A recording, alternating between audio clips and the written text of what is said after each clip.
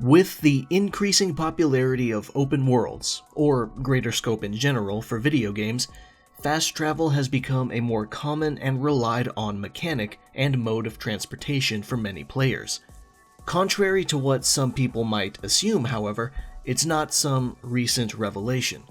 Fast travel as a concept has been around for a long time. Before it was even labeled as fast travel, it was called warping, and its origins go back so far it can be traced to old board games. But in more recent years, many forms of fast travel have appeared in video games, with varying levels of ease and leniency. But I would say most of them have been generous in how they function. For most games, you can open up the world map, or at least make a short trip to a nearby fast travel point, pick any previously visited area or other designated point, and be instantly transported there, usually without even spending any kind of currency. Although there are occasional deviations, the average fast travel system is low cost, fast, and limitless. It goes without saying, fast travel has grown to be an exceptional convenience for a huge majority of players, especially for games where the world is so vast that going back to their desired destination manually would take a significant chunk of precious playing time. But, as with most video game mechanics, there's a bit of a debate over the implementation of this feature and how it affects the larger, long-term experience of a game or games. While there's no question that there's an aspect of time-saving satisfaction associated with fast travel, there are some who feel like it's ultimately doing a disservice to how the player engages with the world around them. They feel that it creates a barrier that inadvertently discourages exploration and actual memorization of the environment, which leads to less appreciation for how it's designed. And to take things to a harsher extreme, some also believe that the existence of fast travel is used as an excuse by some developers to make their worlds larger for the sake of being larger and filling it with nothing interesting, just so they can pretend their game is vast in size and scope when it's actually barren in content and meaning. Thus, the feature becomes a gateway to lazy map design. But even in the face of these criticisms, plenty of people still stand firm with the inclusion of fast travel as a way of cutting out downtime between meaningful interactions like objectives, story progress, important dialogue, significant loot, or combat with stronger enemies instead of fodder you've already fought 1,000 times. Plus, said downtime would still probably exist in some form or another regardless of how well the map was designed, partially because what is considered downtime might vary from player to player and their own perception of the game's offered experience regardless of the developer's intent. And usage of fast travel doesn't necessarily mean that the player doesn't appreciate the world or hasn't memorized it. There's also an argument to be had about the grander questions of why studios don't simply make travel in itself more engaging and rewarding, and the idea of too much convenience. But I'll touch on those topics later in the video. Before we dive into the exhaustive details, I want to give my more general thoughts on the fast travel discussion. I think a decent amount of criticism aimed at ideas or issues related or adjacent to fast travel are valid, and I may even agree with some of them. But I feel criticism aimed directly at fast travel itself is often overblown or straight up undeserved. I believe it simply boils down to how it's implemented into a game. It's a feature that's easy to point the finger at because when it's good, it's barely noticeable. You'll be able to effortlessly ignore it when you don't need it. But when it's bad, it feels like it's the source of all the game's issues. Good implementation of fast travel is non-intrusive. It's a feature that sits quietly and out of the way until the occasion arises where you feel like using it. Bad implementation makes fast travel obvious and, in the worst case, necessary, because it might be the only way to move around. This is a problem, because it puts a barrier up between the player and the world they're inhabiting, and makes it harder to develop a relationship, so to speak, with the setting.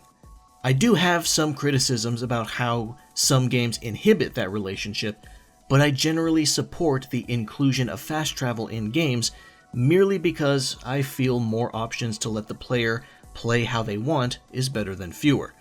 And if a person wishes to explore the world slowly and leisurely, all they need to do is not use fast travel. After all, you are in control of the buttons you press. Some people might feel like they've been conditioned by past games to be obsessed with efficiency, and thus pushed towards using fast travel as much as possible, which I do understand.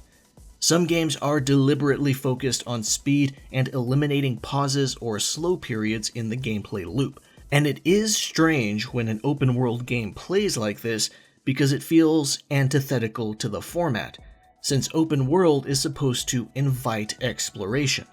I have also picked up habits from games that were hard to break for others. But at the end of the day, it's not really the job of any given game to knock you out of that. You got yourself conditioned, and you're just gonna have to undo it yourself too. I know that probably sounds cold, but a video game simply exists, and you play it or not. To me, fast travel is a simple time-saving option that exists for the sake of letting players use it when their available playing time is limited and they'd rather not spend it traveling. Or they plainly do not wish to commit to travel time they consider too long to be fun, especially if they've done it before. And there is no required minimum on how long that may be. It's a length that will vary from person to person regardless of the quality of the game. Before we finally dive into the meat of the video, let me clarify a couple things, even though they might be obvious to most of you. First, I do not think that fast travel should be in every type of game. So if I'm making a hypothetical or a broad statement, I'm specifically thinking of games you would normally expect fast travel to be in, such as open world games or games with large, complex, interconnected levels, like Metroidvanias or Souls-likes. Second, I also do not believe fast travel should be mandatory for these types of games. I think it's just safer to have it but not need it than to need it but not have it. If a developer feels their game does not need it, or it's specifically designed to exclude it, that's totally cool with me. Now, let's finally begin the discussion and dig a bit deeper. And we'll start with the more extreme anti-fast travel sentiment, the paranoia that a developer might design their entire world around the fact that the game will have fast travel. I know that there are games that can lead people to feel this way, and I'll touch on those in a moment. But this complaint is kind of odd to me because it feels like the blame should be placed at the feet of the developer and not the concept of fast travel. We already have games with decent to great maps that still have fast travel, so to pretend they're mutually exclusive is kinda silly. Fast travel is just one video game function, and one that's meant to solely act as a convenience. I would even go so far as to say that it's not even specifically a gameplay mechanic in and of itself, and thus not a part of the core gameplay loop. So if a developer actively decides to build their game's entire world around a single function that doesn't and shouldn't have any impact on the gameplay loop, that's their own fault, not the fault of the existence of fast travel as an idea. Also, there seems to be a very common assumption going around that if any chosen open world game with fast travel did not have fast travel, then the developers would magically come up with some super investing alternative way to get around that's still true to the setting. And that is partially possible with diegetic fast travel, meaning a fast travel method that exists in-universe, like riding a Pokemon from city to city, or taking a taxi in Like a Dragon to the opposite side of the district, or hopping on a boat to go to a location across the ocean. Plenty of games do something like that already. What's difficult is making actual gameplay traversal that is a cool or fun method of travel that the player will be enthusiastic about 100% of the time. or that such a method would be simple to make or sensible within a specific setting. Unfortunately, not every main character in any setting can web swing like Spider-Man or fly around on a dragon. Sadly, there are some extreme cases where fast travel is so ingrained as the only real means of transportation that it actually is part of the gameplay loop. And when this happens, the feature stops being a convenience and now becomes a necessity, and this is where it becomes troublesome. The recently released Starfield is an example of this, due to its lack of seamlessness. A small part of me thinks I should be lenient with it because it's a spacefaring game where you travel between star systems. But other spacefaring sci-fi games made by smaller studios already accomplished seamless space travel years ago, so it's hard to excuse Bethesda, a larger developer with more resources at their disposal. Fast travel is basically the only consistent method of transportation in Starfield, and it's very intrusive due to how often you need to interrupt yourself with menu navigation to go somewhere, anywhere. But there are open world games with amazing world design, loaded with detail and environmental variation, content to do, landmarks to stare at, and small flavorful interactions that still offer fast travel but don't require it to get anywhere. Off the top of my head, there's the Like a Dragon franchise, Red Dead Redemption 2, Death Stranding, Elden Ring, and Cyberpunk 2077, especially with its 2.0 update. They all have very meticulously handcrafted worlds that are gorgeous to look at and simply exist in. You probably won't even want to use fast travel because you'd rather just take in the sights and soak up the vibe. That's how I feel about each of those games I listed. I can go many hours without touching fast travel in any of them. And then you have games like Spider-Man, where the method of travel itself, web swinging, is so fun and relevant to the main character's identity that using fast travel might seem like an insult to the game, even though the option is there on the off chance you want it. In fact, I recently finished my first playthrough of Spider-Man 2, and I never once touched fast travel until the post-game cleanup, when I was constantly going back and forth between far ends of the city to pick up remaining collectibles and side missions. The game's precise fast travel of letting you go to any specific street on the map made collectible hunting so much easier. Any other type of fast travel would have made the whole process take 3 to 5 times longer. So, if a developer wants to attempt to use fast travel as a veil to cover their own weakness in map design or their world's lack of content, which isn't going to fool everyone anyway, that's up to them. Let's continue on to some of the more grounded comments I've heard. A very common one is the assertion that fast travel discourages exploration. I can kind of see why someone would feel this way as a reaction to more generous fast travel implementation, but I think it's not nearly that much of an issue. First, let's talk about it in a more literal sense. In the vast majority of cases, and I'm talking almost 100%, games that allow fast travel only let you select a destination after you've already reached it on your own. If you travel in a straight line from point A to point B and unlock fast travel for the latter, you're only skipping the path you've already taken. If you technically aren't, meaning there's other paths you could have potentially experienced, fast travel is not going to simply give you any of the possible rewards within those untouched paths. You still do need to go back and explore every nook and cranny you missed for yourself to experience everything the game has to offer. If you're having trouble imagining what I'm saying, I'll give you a visual example.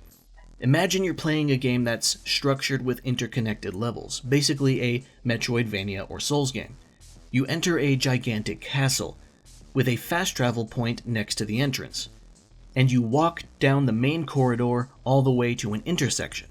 The critical path is on the left, but an optional path with several enemies and pieces of loot to pick up is to the right. It's a dead end though, so once you're finished, you'll have to backtrack.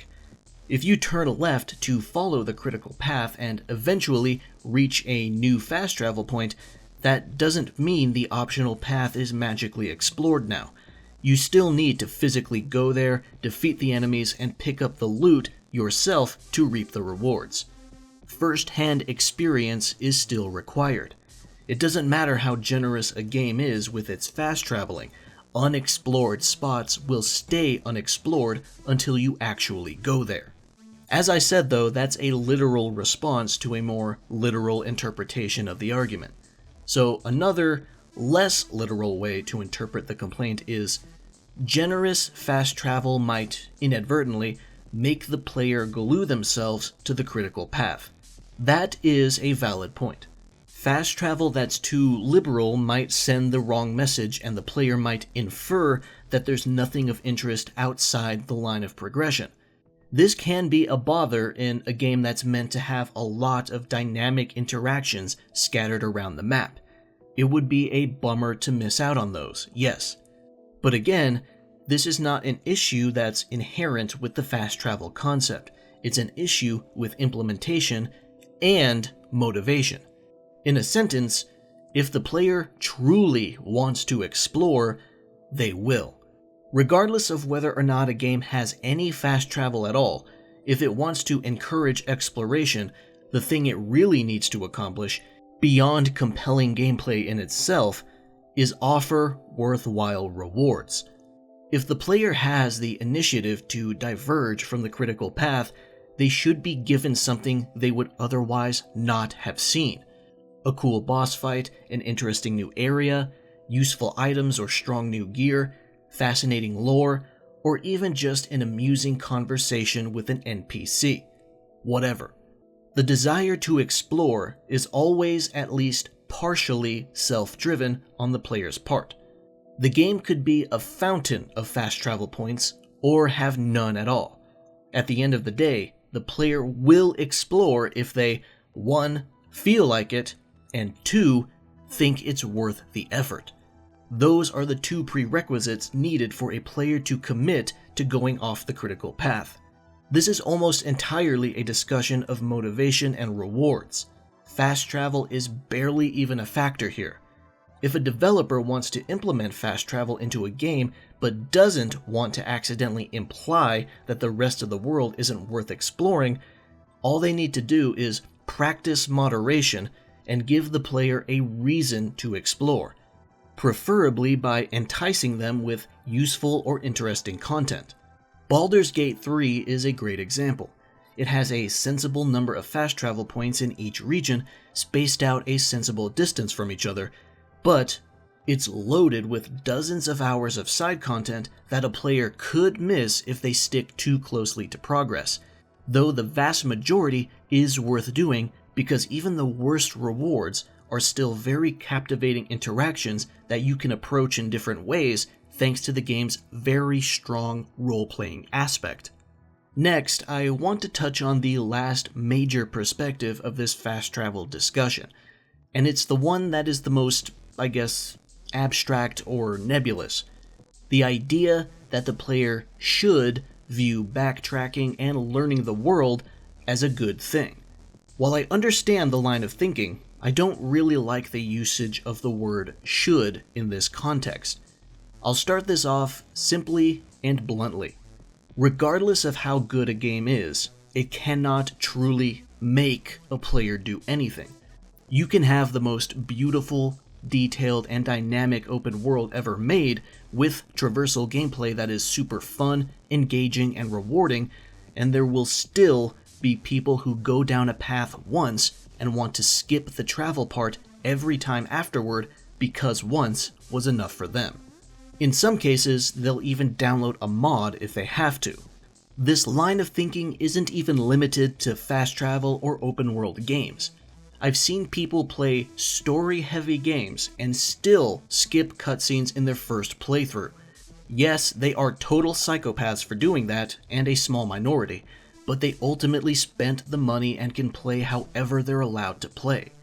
A game can try to stop this by making cutscenes unskippable on the first playthrough, but now there's no guarantee the player won't just leave the room to do something else or fiddle with their phone while the cutscene plays. The game can go even further and try to stop this as well by putting information crucial to progress within the cutscene, so now they have to pay attention. But now the player can just look up a guide online. This is a battle between the game's design and the player's habits, and it's a battle the game will always lose because as it resorts to more extreme measures, it begins to punish more and more regular players too. Then, worst case scenario, it eventually reaches the point where the most fun thing a player can do is just stop playing and uninstall the game. You cannot force a player to care about anything. The best a game can do is be as good as it can reasonably be, and hope that a player with habits that conflict with the game's design likes it enough to pause those habits and play more on the game's terms. And obviously a player will persist with playing even if met with these adversarial design choices, so long as their engagement level is at a net positive. But most players still have their limits. Furthermore, the idea that the usage of fast travel harms memorization of the map also dismisses those occasions where it can be used as a tool to help the player do exactly that. Something I find myself doing in certain games from time to time is using fast travel as navigation assistance to better reorient myself if I feel lost. Fast traveling to a nearby location you're already familiar with to regain your bearings can help in specific situations and make your surroundings more digestible and easier to learn. This is useful for games where the in-game map is very bare, heavily obscured, or even non-existent, or if you're just challenging yourself to never use the map. Alternatively, memorizing a map might just be easier if a person breaks it down into points of interest and their immediate surrounding areas first, absorbing the world piece by piece, starting with their most revisited locations. Now that I've defended fast travel, the real crux of the issue remains on the table. All of this leads me to a very specific question I've seen a few people ask. Why don't open-world games focus on making deep traversal like first-person shooters focus on deep shooting? Or how fighting games focus on deep fighting? What's up with that? That's a good question, and I think about it too sometimes. As I've said earlier, while plenty of games have diegetic fast travel, some have settings that just aren't conducive to particularly interesting active travel methods that have real gameplay. With the exception of certain genres, such as platformers, many games have shown the player that the destination is more important than the road to get there, because the destination is where all the action happens. It's where the big fights are, it's where all the story occurs, it's where all the substantive interactions exist. And the open world format is at its worst when destinations lack that engaging content, because it means players tolerated the less important traveling to get there only to be disappointed. The destination is the core content of the game, and the journey to reach it is just an accessory experience. This is the expectation a lot of players have and don't really question the fact that they have it. This is more or less why a game like Death Stranding was unfortunately somewhat split on reception. A lot of people disliked it because of deliberate design choices that put more focus on the journey instead of the destination. Think about it. How many destinations in Death Stranding were actually that important? How many towns were in Death Stranding, and how much is there to actually do in them? How many delivery recipients even allowed you to properly enter their homes, past the entryway where you drop off their stuff? The core of why Death Stranding was divisive was because it wanted players to put real planning into the actual journey and execute that plan, which is a totally alien approach to a lot of people, especially when much of that journey is on foot. The challenge the game offered was inside the process of going from point A to point B. whereas all other open world games put the challenge at point A and point B. So the traveling part was always seen as something to do once as a formality and never again. It was a AAA game where the adventure focused on the actual adventuring and made it the obstacle to overcome. I love the game, and I don't pretend to have fun with it. That probably makes me sound crazy because of how much I'm defending fast travel, and Death Stranding almost punishes fast travel by making you leave all your cargo in the spot you're departing from. But that's the point. I don't need the time-saving enticement of fast traveling because I enjoy the normal travel. Normal travel has depth, mechanics, risks, and rewards. The whole game was built around it, and it's why Death Stranding stands out among other open-world games where normal travel is just a ceremony. I enjoy the idea of planning out and fulfilling my deliveries, and finding ways to make future deliveries faster and easier. That's the entire point of the challenge the game presents. Once you unlock the best tools and establish structures in the best spots, you're making deliveries from one end of the map to the other in just a couple minutes, without ever needing to deal with enemies on the way. But as I've said, many people feel like the journey is a formality, no matter how much depth is put into it. And this is how one man's immersion is another man's downtime. Now, only 4 years after the game's release, I can't stop seeing people complain about how boring and samey open world games have become, because their destinations are still shallow and bereft of interesting interactions on top of the journey to get there being totally unengaging. It's a 1-2 punch of disappointment. I reinstalled Death Stranding with the intention of getting quick footage for this video, but lo and behold, I got sucked in and decided to commit to another full playthrough. Because, just like in 2019, it feels like a breath of fresh air to actually play a AAA game that focuses on the act of adventuring, and not exclusively on the result of it. Near the beginning of the video, I mentioned a couple other points. The individual player's perception of downtime and the idea that too much convenience inhibits the gameplay experience. Before I close this whole thing out, I'd like to expand on those a little bit more. Specifically, how they work together. I've already gone over the former a good amount by mentioning how many players view traveling as a formality, which means travel is, in itself, downtime to them. Basically, any interaction not crucial to story progress or to meaningful rewards can be considered downtime by anyone. I even touched on those nutcases who skip cutscenes on their first playthrough. But it doesn't stop at that or at travel. Some games suffer from having potentially interesting or fun systems that are bogged down by unnecessary or redundant extra steps that feel wasteful of time or resources.